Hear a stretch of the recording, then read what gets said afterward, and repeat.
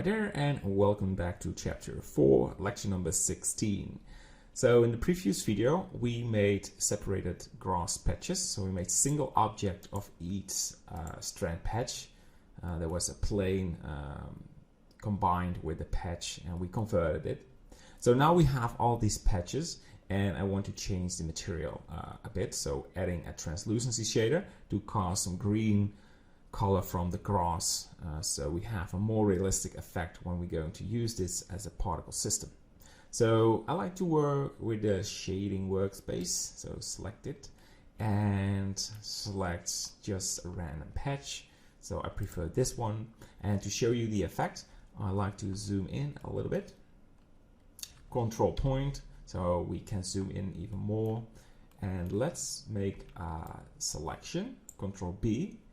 For some reason, the screencast keeps disabling. All right, so what I do is Control B and we make the selection. All right, so right now we only use a grass diffuse and we have all standard values. And when we make a render, and we have to wait for the HDRI to load, you will see the grass strand patch, but it will look a little bit like plastic because there is no translucency. So this is a little bit too much. Look at that. So this is a nice view. So with plastic, I mean, there is some nice shiny color on the grass strand, but it's very thick. So by adding a translucency shader, this will be fixed. So let's do that. So we use the principled shader, and we have the specularity, roughness, and normal map. So we keep the default settings because it works perfect for the grass. We will add some variation on the terrain later, but this looks good by default. We only have to import the translucency. By doing that, we go to Add, Shader, and go for Translucent BSDF. So don't swipe it with transparent, you need a translucent. So we need to combine these two together, but we have just one input. To do that, you go to Add, Shader, and you go to Mix Shader. And this allows us to combine these two. It's a sort of a color mix, but then for shading. So we put this principled BSDF, put it in the top, and grab the translucent and put that one in the bottom. I want to use a separated image for the translucency shader. So left click on the diffuse, Shift D to duplicate it, and we grab the grass translucent. There we go. So put this color output in the color and grab the shader output and put this in the surface. If I do this, the image will reload. So let's do it and keep watching on this area while the HDRI is loading. There will be a significant change on how this will look. So it now looks a little bit more diffused, and it is casting the light through it. So it's maybe, let's zoom in, maybe a little change for you, but it has a huge impact on the end result. So again, let's load the default and keep watching on what you have.